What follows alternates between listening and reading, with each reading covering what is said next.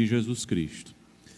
Meus amados, vamos abrir a Bíblia no texto que nós estaremos refletindo nesta noite, como é o costume todo do último domingo do mês, é o nosso culto de missões, e sempre precisamos estar relembrando essa nossa responsabilidade, porque facilmente o nosso coração se acomoda nas regiões de conforto, e sabemos que uma das regiões de conforto não é o envolvimento com a obra missionária.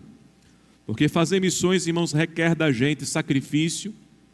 Fazer missões requer da gente exatamente que saiamos dessa zona de conforto.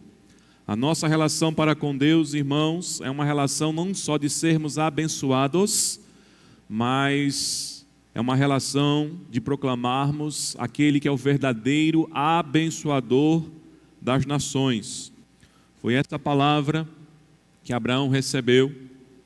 Ele tinha a responsabilidade de andar na presença do Senhor, ser uma bênção para que as bênçãos de Deus atingissem as nações através dele. E eu queria meditar num texto, nesta noite, que nos chama a essa responsabilidade mais uma vez. Abra, por favor, na carta aos Romanos, capítulo 10. Vamos ler, irmãos, o que o apóstolo Paulo nos exorta, do verso 13 ao verso 15. Romanos, capítulo 10, vamos ler os versos 13, 14 e 15. Amém? Poucos encontraram. Estão se acostumando aqui com data show, não é? Cuidado. Que aí depois, quando for utilizar a Bíblia, não sabe mais, né? As ferramentas tecnológicas, irmãos, precisam ser apenas o apoio e não o substituto. Tá certo, queridos? Romanos 10, do verso 13 ao 15, os que encontraram agora digam amém. Amém.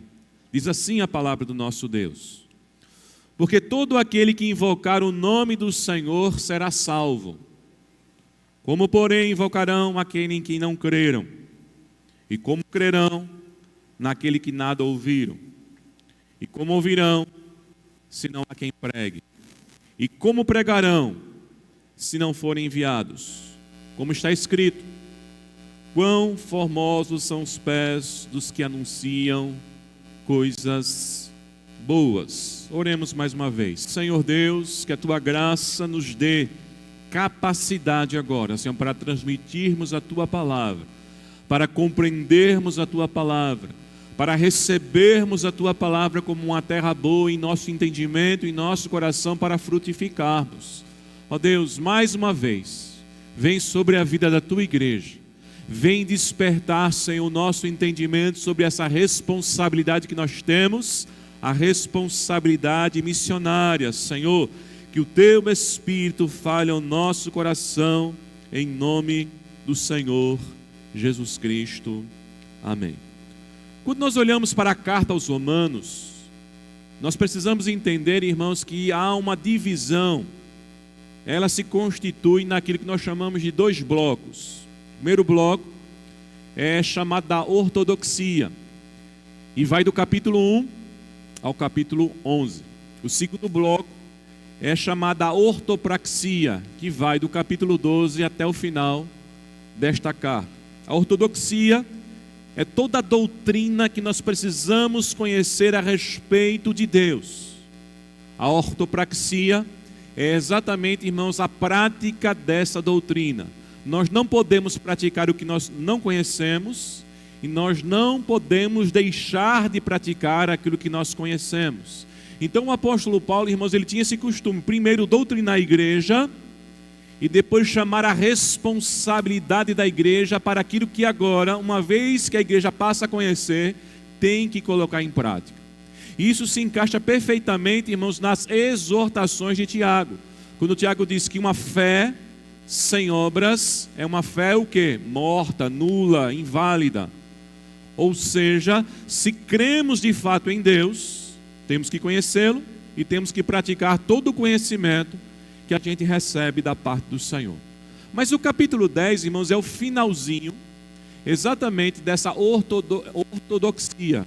Tudo aquilo que Paulo está falando a respeito da doutrina. E os últimos capítulos, 9, 10 e 11, são os capítulos que estão tratando, irmãos, do assunto mais difícil de toda a humanidade, que é o dilema, que é exatamente a soberania de Deus e a responsabilidade humana. E isso aplicado à salvação. Paulo, no capítulo 9, vai falar que a salvação não depende de quem quer e de quem corre atrás, mas de Deus usar a sua misericórdia. E aí ele traz um texto do Velho Testamento, quando Deus falou a respeito de Faraó: terei misericórdia de quem me aprover ter misericórdia, e me compadecerei de quem eu quiser me compadecer. No entanto, no capítulo 10, Paulo está falando da responsabilidade de se ouvir e crer. E no capítulo 11, Paulo vai falar a respeito daqueles que ouviram e creram, e que têm a responsabilidade de manter aquilo que ouviram e daquilo que creram.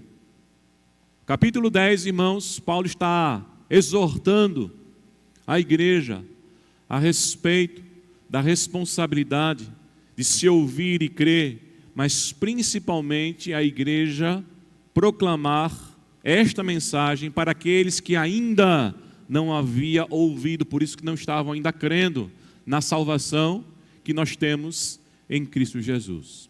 E esse trecho que nós acabamos de ver, irmãos, dentro desse contexto, o apóstolo Paulo agora está exortando a responsabilidade missionária.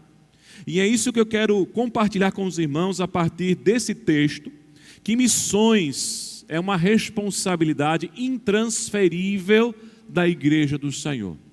E todo aquele que é igreja do Senhor automaticamente recebe essa responsabilidade, e ele não pode terceirizar. E ele não pode transferir essa responsabilidade. Essa responsabilidade é dada a todos nós, independente da função que nós ocupamos na igreja. Todos nós somos missionários do Senhor Jesus Cristo.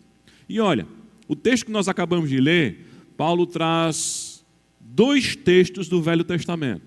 O primeiro está no verso 13. O segundo está no final do versículo 15.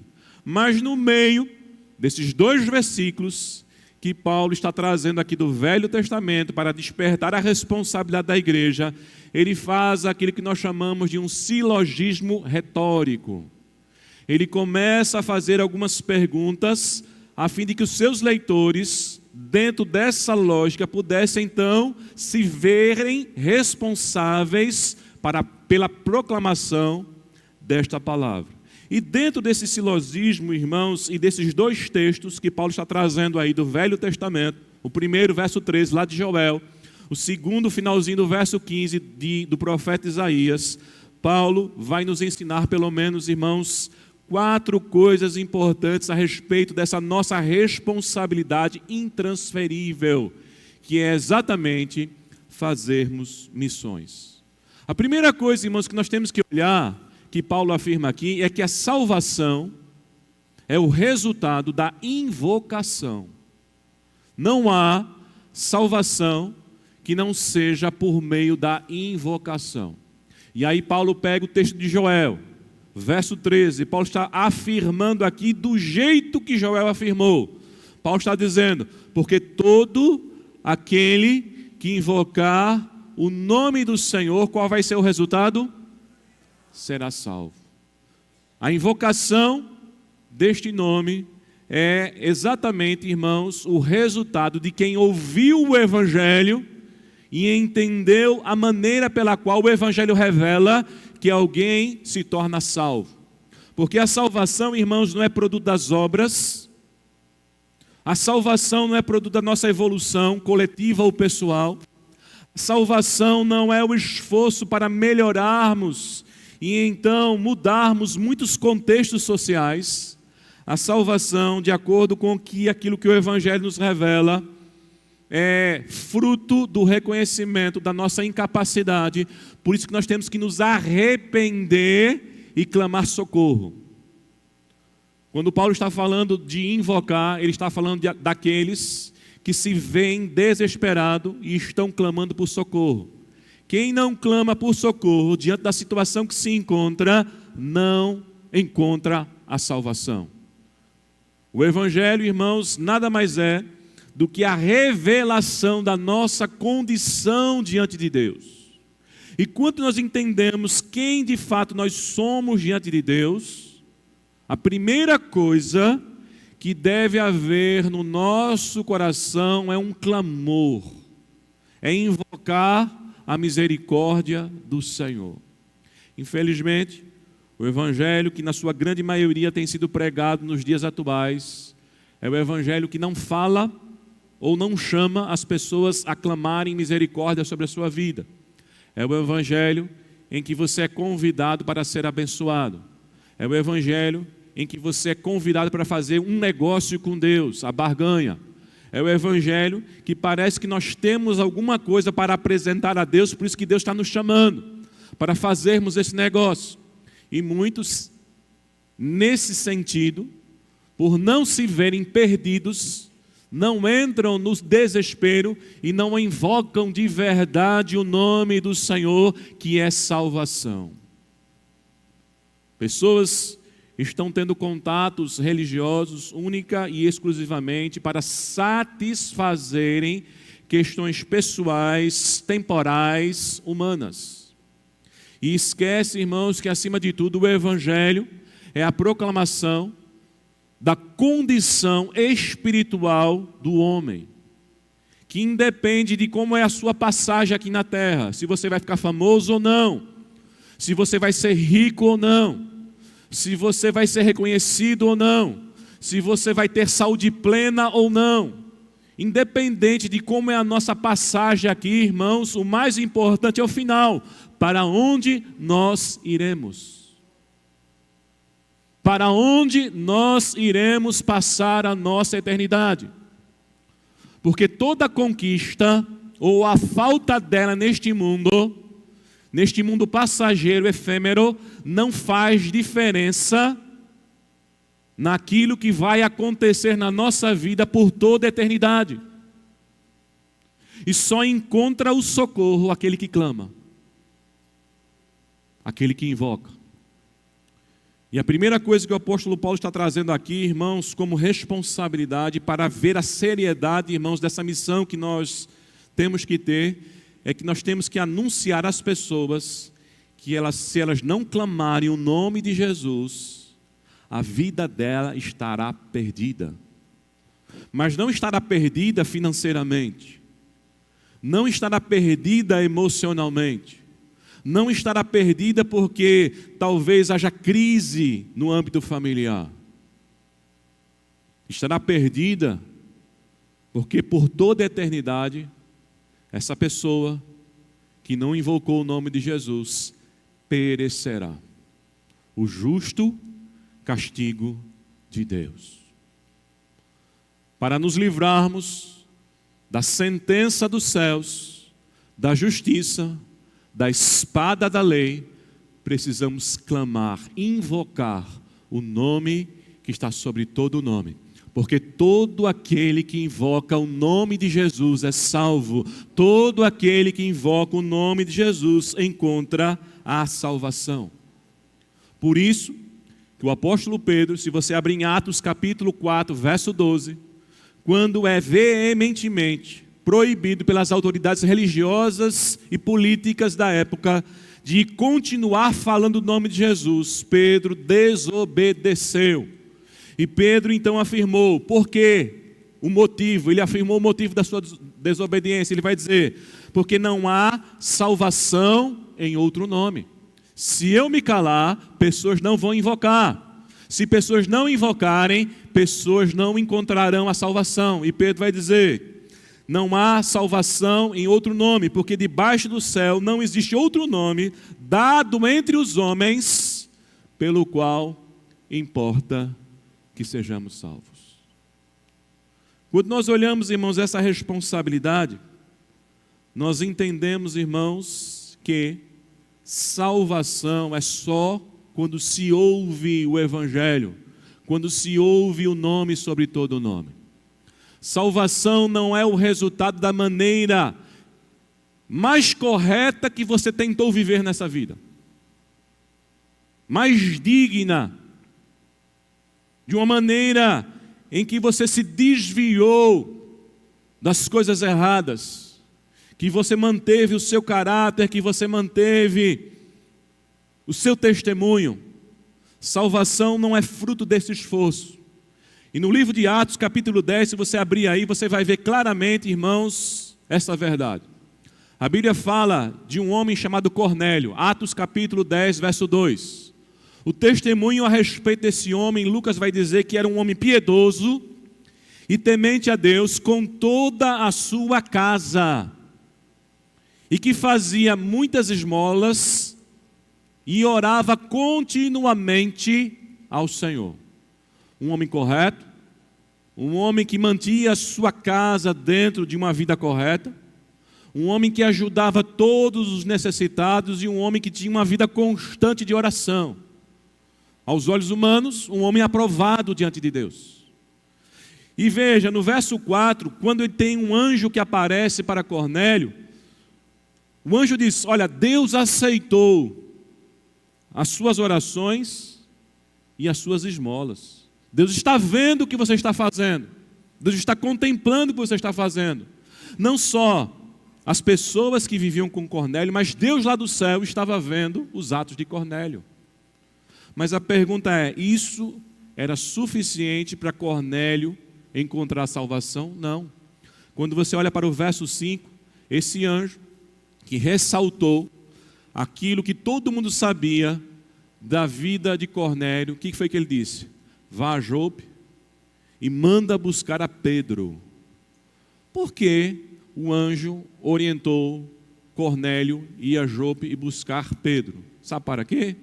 Para que Cornélio ouvisse o Evangelho, para que Cornélio ouvisse a respeito do nome de Jesus, e para que Cornélio, com toda a sua casa, invocasse o nome de Jesus para ser salvo, porque as obras de Cornélio, o testemunho de Cornélio, a maneira como ele vivia, não era suficiente para a salvação.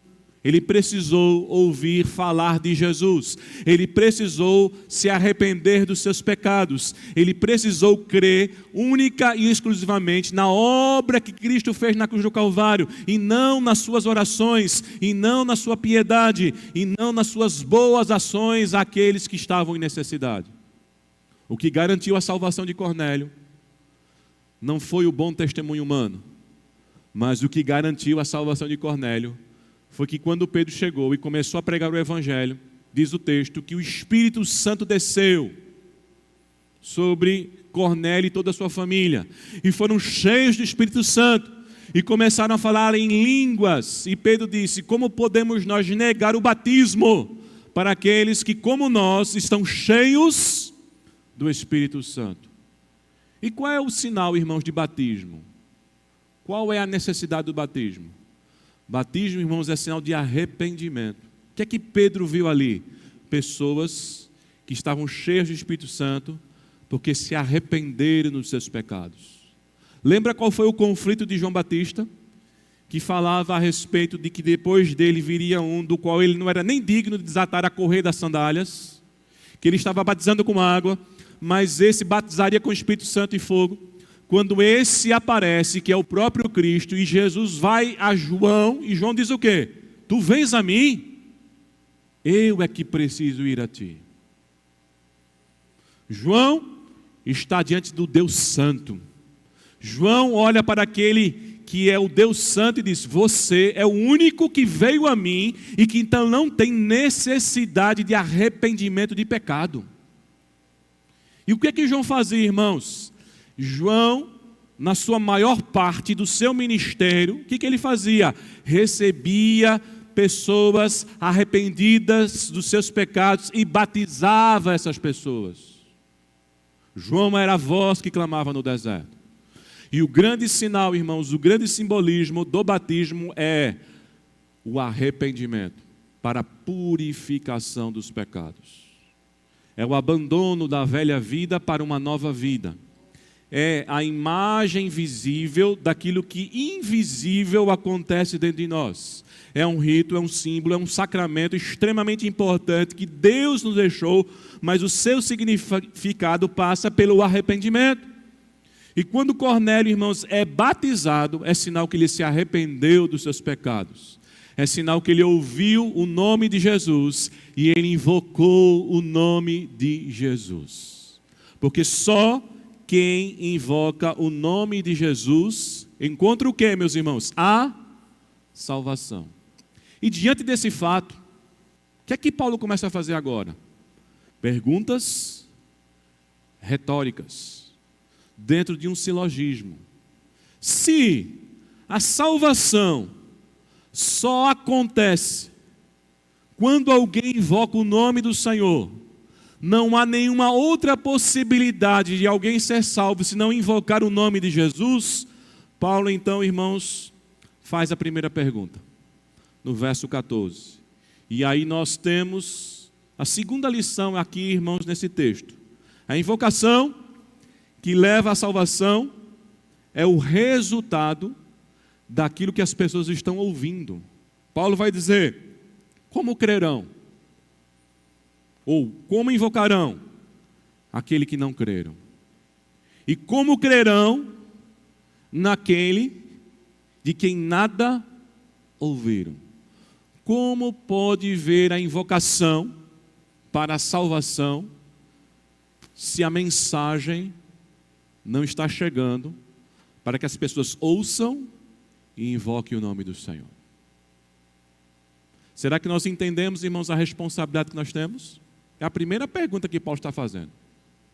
Como pode haver a invocação para a salvação se não está havendo o quê?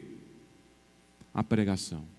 Invocar o nome de Jesus, irmãos, é o resultado do entendimento que só o Evangelho, por meio da ação do Espírito Santo, faz em nossas vidas. É o resultado da mensagem que chega aos ouvidos do coração e que nos faz ver-nos como pecadores, justamente condenados, que se nós não corrermos para Cristo, não haverá salvação. Por isso que o apóstolo Paulo aqui no capítulo 10, no verso 17, o que ele vai dizer? Assim a fé vem pela pregação, e a pregação pela palavra de quem? De Cristo. A invocação é um ato de fé.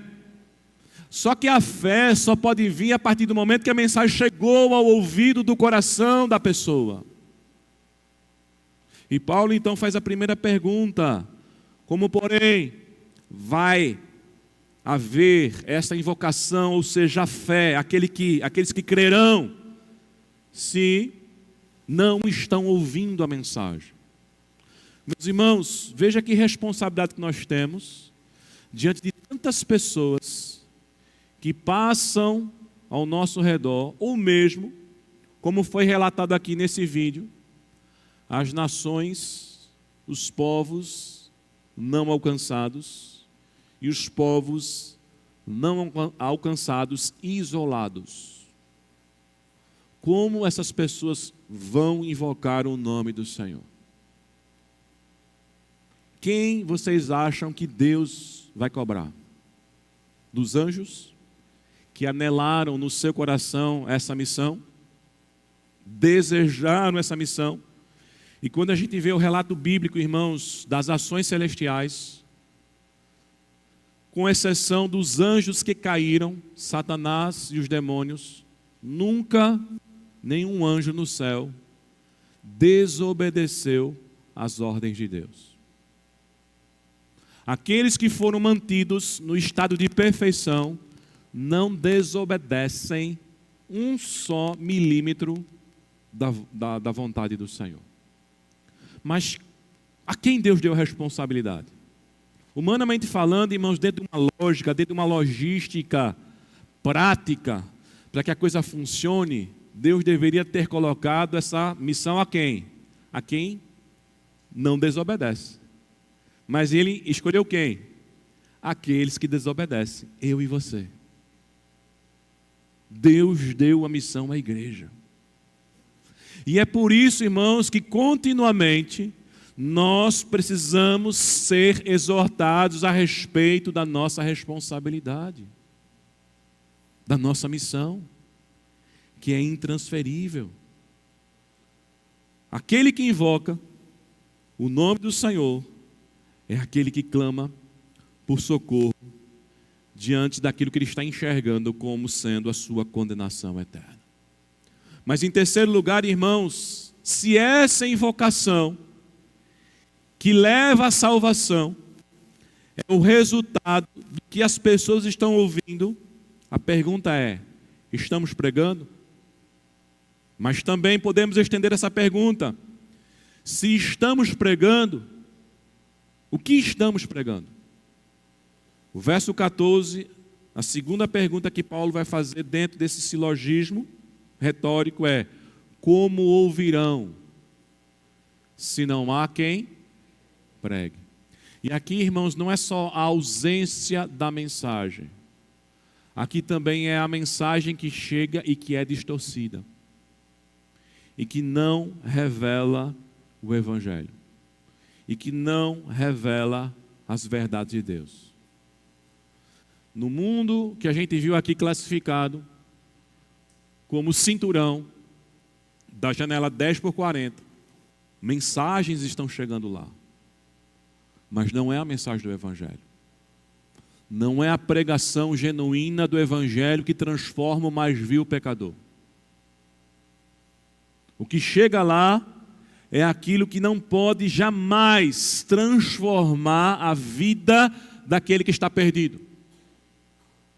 E veja, irmãos, a proclamação do Evangelho, de acordo com o próprio Evangelho e com aquilo que os apóstolos entenderam e transmitiram, não é apenas o anúncio de meras palavras ao intelecto, ao ego, às emoções. Pelo contrário, o Evangelho, inclusive, vai primeiramente no sentido oposto de tudo aquilo que a mente, o ego e as emoções decaídas esperam. O Evangelho, irmãos, não é um mero debate filosófico de conhecimentos intelectuais sobre a existência humana, em que você junta filósofos, vamos pensar sobre a vida, vamos pensar sobre a existência. Quem tem a melhor proposta para a vida, quem tem a melhor proposta para nós encontrarmos o sentido da existência? O Evangelho não é isso. O Evangelho, irmãos, é a verdade dos céus para a nossa vida. O Evangelho vai dizer: o homem está perdido sem sentido, sabe por quê? Porque ele está destituído da glória de Deus. Paulo disse: todos pecaram e destituídos estão da glória de Deus, porque nós somos criados para a glória de Deus. E nós perdemos o nosso rumo. E nós perdemos o propósito supremo da nossa existência, que é vivermos para Deus, glorificarmos o seu nome e nos deleitarmos nele. Que é ter a grande alegria no coração de agradar a Deus, de viver para Deus. Nós vivemos para nós mesmos. Nós nos alegramos com as coisas que estão voltadas para nós mesmos. Por isso que a vida perdeu sentido. Porque nós estamos buscando sentido naquilo que não dá sentido. Nós estamos buscando sentido no dinheiro. Nós estamos buscando sentido numa vida próspera. Nós estamos buscando sentido na fama. Nós estamos buscando sentido em sermos bem acolhidos. Essas coisas têm seu lugar e a sua importância, mas jamais vão fazer aquilo que é o supremo propósito da nossa existência: vivermos para a glória de Deus, fazermos dele o nosso Senhor e o nosso Salvador. Por isso, meus amados, que o Evangelho não é uma proposta filosófica. O Evangelho é a verdade de Deus a nós. O Evangelho também, irmãos, não é um incentivo motivacional para animar as nossas vidas depois de uma semana de trabalhos, de problemas, de dificuldades, que vai então nos reforçar para enfrentarmos mais uma outra semana. O Evangelho não é isso. O Evangelho, irmãos, não é uma estratégia de como superarmos o desânimo. O Evangelho é o entendimento daquilo que Jesus afirmou: sem mim nada podereis fazer. O Evangelho é dependência de Deus. Sabe por que a gente vem aqui? Porque a gente depende de Deus. Porque a gente precisa de Deus. Porque a presença do Senhor tem que estar mais e mais em nossa vida. Porque sem Ele, nada podemos fazer. O Evangelho não é uma utopia da falsa felicidade, em que as pessoas querem ter sucesso nessa vida, progresso nessa vida. Pelo contrário, o Evangelho é a felicidade de quem se enxerga pobre, falido. O Evangelho é a felicidade de quem chora, clamando a graça de Deus. As duas primeiras bem-aventuranças que Jesus afirmou no Sermão do Monte foram essas: felizes são os pobres de espírito, porque deles é o reino dos céus. Felizes são os que choram, porque esses serão consolados. A pobreza ali é exatamente o enxergar a insuficiência de agradar a Deus. Nós somos espiritualmente falidos. Enquanto o mundo está procurando sucesso, nós temos que enxergar a nossa falência. E o Evangelho é isso: você é um grande empresário, mas você é um falido espiritualmente. Você é uma pessoa famosa aí fora, da televisão, da mídia, das redes sociais, mas você é um falido aos olhos de Deus. Esse é o Evangelho da graça de Deus. E diante da nossa falência, irmãos, só nos resta chorar, clamar a misericórdia. Todo sucesso, toda conquista desse mundo não compensa a nossa falência espiritual. Mas quando nós encontramos a riqueza da graça de Deus, podemos ser a pessoa anônima, podemos ser a pessoa que não tem reconhecimento, podemos ser a pessoa que não tem um tostão no bolso, mas somos ricos da graça de Deus sobre a nossa vida. O Evangelho é aquele em que Paulo disse: diga o fraco, eu sou forte. Diga o pobre, eu sou rico. Porque o reino de Deus está na minha vida. O reino dos céus veio ao meu coração. Se a gente não pregar essa mensagem, irmãos, não haverá transformação. Não haverá salvação. É essa a mensagem que tem que chegar aos ouvidos dos pecadores. Nós não temos que anunciar que a nossa igreja é bacana, é legal, que os nossos cultos são atrativos, que nós temos uma programação interessante, que a gente pintou a igreja e agora nós temos uma nova formatação, que vai vir o cantor tal, o pregador tal, que é bem legal. Não é isso que salva, não é isso que transforma, mas é a verdade de Deus, é o Evangelho de Deus, é a palavra do Senhor Deus Todo-Poderoso.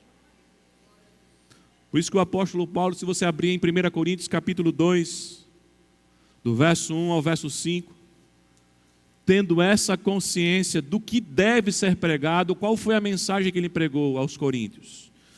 Paulo diz: eu, irmãos, 1 Coríntios 2, do verso 1 ao 5, eu, irmãos, quando fui ter convosco, anunciando-vos o testemunho de Deus, não o fiz com ostentação de linguagem ou de sabedoria, porque decidi nada saber entre vós, senão a Jesus Cristo e esse crucificado. E Paulo vai dizer: foi em fraqueza, temor e grande temor que eu estive entre vós. A minha palavra e a minha pregação não consistiram em linguagem persuasiva de sabedoria, mas em demonstração do Espírito e de poder, para que a vossa fé não se apoiasse em sabedoria humana, e sim aonde?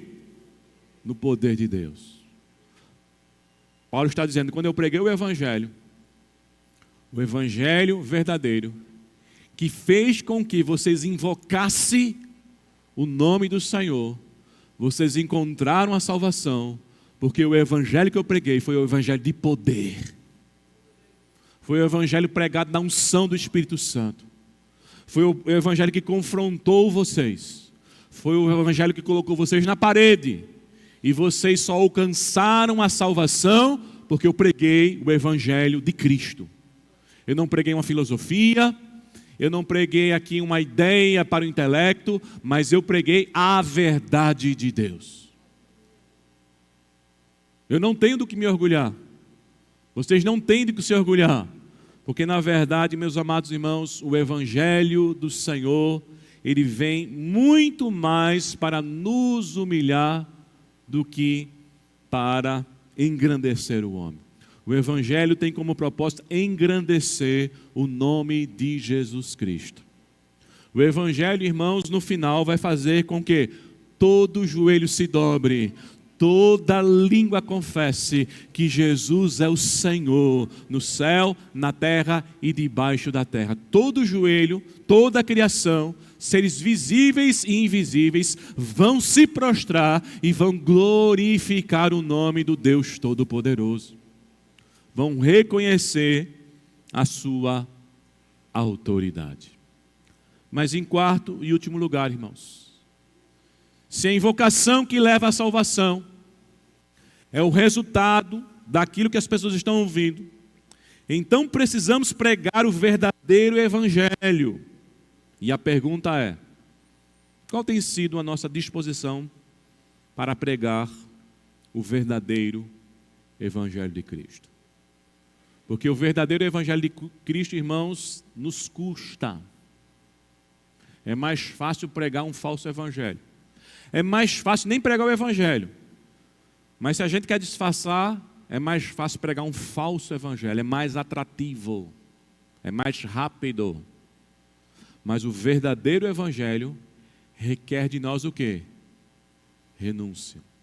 O verdadeiro evangelho foi aquele que Jesus pregou. Quem não comer da minha carne, quem não beber do meu sangue, não tem parte comigo. O verdadeiro evangelho provocou o que naquela multidão, irmãos? Duro é esse discurso. Essa palavra não é boa. Essa palavra não é agradável. Quer dizer que não vai ter mais pães sendo multiplicados, peixes multiplicados. Quer dizer que não vai ter mais nenhum sinal. Quer dizer que não vai ter milagre, porque a gente está aqui para isso. Quantos estão, irmãos, procurando igrejas, lugares para congregar, pelo atrativo? Não pelo evangelho, mas pelo atrativo, pela novidade, por aquilo que encanta os olhos, mas não é o evangelho de Cristo. E só o evangelho de Cristo faz com que pessoas invoquem o nome de Jesus. E só quando se invoca o nome de Jesus, há salvação. Infelizmente, irmãos, como igreja, nós estamos promovendo, nos dias atuais, muito mais reuniões, aglomerações, do que conversões. O último censo do IBGE, irmãos, fala que a realidade do evangelho no Brasil é que não há mais crescimento, não há mais conversões. O que existe são igrejas fazendo proselitismo em outras igrejas. A grande demanda no Brasil que vinha da Igreja Católica, muitos católicos ouvindo o verdadeiro Evangelho e se convertendo, deixou de acontecer. Porque a Igreja Católica, Apostólica Romana, tomou providências com respeito à demanda que estava perdendo para os evangélicos. O que é que tinha na Igreja Evangélica? Tinha um culto mais emotivo, com louvores. O que é que tinha dentro da Igreja Evangélica? Tinha personalidades que eram vistas e admiradas. Pode ver, tem tudo isso agora na Igreja Católica. Agora tem worship a Maria. A última novidade dos evangelhos é o louvor worship, né? Aquele louvor que você repete 1000 vezes, feito um mantra. Agora os católicos estão fazendo isso. Coloca a estátua de Maria, pega uma música, canta a música a ela 30, 40, 50 vezes, repetindo como se fosse um mantra. Já estão fazendo. Tudo que se faz lá de cá, está fazendo lá. E aí, qual é o resultado que nós estamos vendo? As missas lotadas outra vez. Pode passar na frente de qualquer igreja católica, estão lotadas. Por quê? Porque estão oferecendo o que a gente está oferecendo. Ou seja, sinal do que aquilo que nós oferecemos não faz diferença. O ímpio pode também fazer a mesma coisa, é apenas uma estratégia. Mas aquilo que Cristo ofereceu foi aquilo que Pedro falou: Senhor, para onde iremos nós?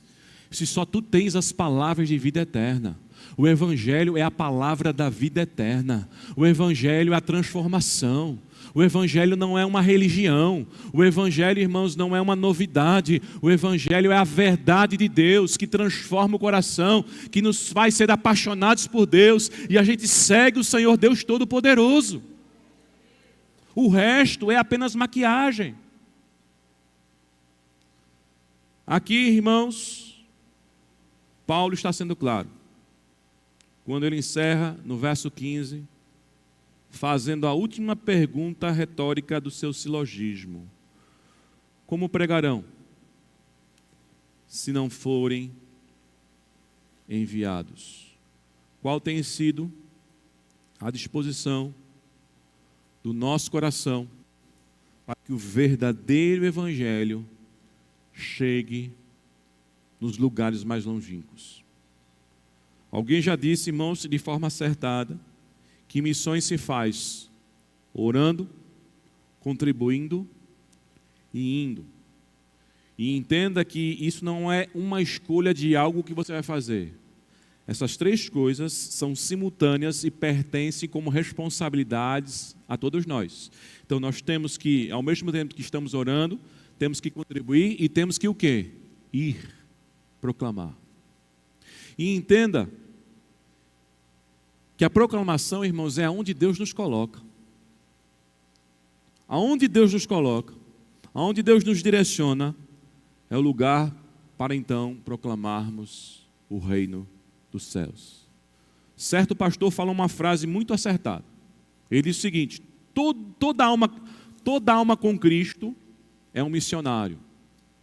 E toda alma sem Cristo é um campo missionário. É assim que a gente tem que ver.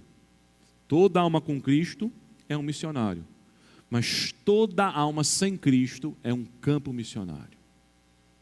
O nosso olhar a respeito da vida é esse. Eu estou com Cristo, eu sou um missionário. Eu estou vendo alguém sem Cristo, é um campo missionário. É uma oportunidade para proclamar o nome, sobre todo o nome, o Evangelho verdadeiro, a salvação que há em Cristo Jesus.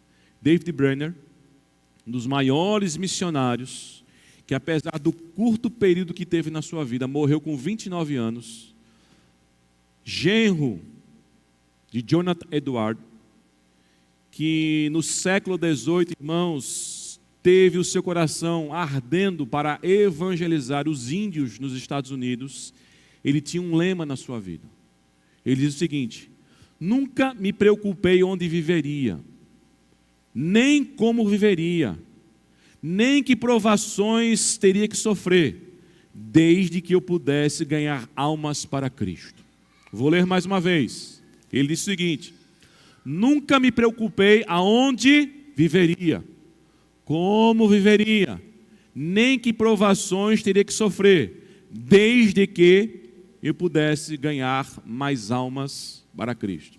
Este jovem, com 29 anos, no meio dos índios, lá nos Estados Unidos, morreu de tuberculose, vomitando os seus órgãos, mas sem deixar de fazer a obra do Senhor. Isso, irmãos, era exatamente aquilo que o apóstolo Paulo falava. 1 Coríntios, capítulo 9, do verso 18 ao verso 23, veja qual era a visão do apóstolo. Por isso que o apóstolo tinha autoridade para fazer a exortação que ele está fazendo aqui em Romanos. Olha o que ele dizia aos Coríntios, a respeito do seu ministério. Ele dizia o seguinte: nesse caso, qual é o meu galardão? É que, evangelizando, proponha de graça o evangelho, não para me valer do direito que ele me dá. E Paulo está falando aqui de recompensas. Está falando aqui do que ele poderia lucrar. Porque sendo livre de todos, fiz-me escravo de todos, a fim de ganhar o maior número possível. Procedi para com os judeus como judeu, a fim de ganhar os judeus, para os que vivem sob o regime da lei, como se eu mesmo vivesse, para ganhar os que vivem debaixo da lei, embora não esteja eu debaixo da lei, assim, sem lei, como eu mesmo fosse, não estando sem lei para com Deus, mas debaixo da lei de Cristo, para ganhar os que vivem fora do regime da lei. Fiz-me fraco para com os fracos, com o fim de ganhar os fracos. Fiz-me forte para com todos, a fim de, por todos os modos, salvar alguns. Tudo faço por causa do Evangelho, com o fim de me tornar cooperador com ele. Que senso de responsabilidade, irmãos, o apóstolo Paulo tinha da missão que Deus havia entregue em suas mãos. É o mesmo senso, irmãos, que nós temos. Quero concluir, irmãos, essa exortação, porque o apóstolo Paulo aqui em Romanos, ele vai trazer agora o último texto, o segundo texto do Velho Testamento. Ele conclui as suas perguntas com a afirmativa: quão formosos são os pés dos que anunciam coisas boas. Como é que Deus olha, irmãos, para uma igreja que proclama o seu nome? Deus olha com alegria. Deus olha com prazer. Porque estes estão entendendo que têm uma responsabilidade, que são instrumentos de Deus e que querem cumprir essa responsabilidade. Uma igreja missionária se torna uma igreja formosa. Uma igreja missionária, proclamadora do nome de Jesus, falando do verdadeiro evangelho de Deus, custe o que custar a ela, é uma igreja que aos olhos de Deus é bela. Aos olhos de Deus está adornada com a visão verdadeira do reino dos céus. Entenda uma coisa, irmãos, para nós encerrarmos essa exortação ao nosso coração nesta noite. Alguns afirmam, erroneamente, que missões dependem da igreja. Missões não dependem da igreja. Missões é uma tarefa da igreja, é uma responsabilidade da igreja, e é nesse sentido que a igreja vai ser cobrada, pela tarefa que lhe foi dada, pela responsabilidade que foi otorgada. Mas missões é obra de Deus e depende só do Senhor. Quando Jesus, irmãos, falou que sem Ele nada podemos fazer, Ele estava dizendo aos seus discípulos, e estava enviando os seus discípulos para que eles fossem e dessem o quê? Muitos frutos, que eles frutificassem. Mas ao mesmo tempo que eles tinham a responsabilidade de frutificar, eles deveriam entender que eles deveriam estar enxertados aonde? Na videira verdadeira. Ele é a videira verdadeira. É dele que emana, irmãos, toda a capacidade para realizarmos a sua obra. Não depende da gente. Se a gente cruzar os braços, sendo negligentes com a nossa responsabilidade, se transferirmos a nossa responsabilidade, a obra será feita. Deus irá mover céus e terras, circunstâncias para a obra ser feita, vai levantar outras pessoas, mas no final a obra dele vai ser feita. A nós nos compete, irmãos, entender que nós temos uma responsabilidade e não podemos ser negligentes com a nossa responsabilidade. Que Deus, nesta noite, desperte os nossos corações para sairmos daqui e proclamarmos o nome do Senhor, para que vidas possam invocar esse nome e encontrarem a salvação que há em Cristo Jesus.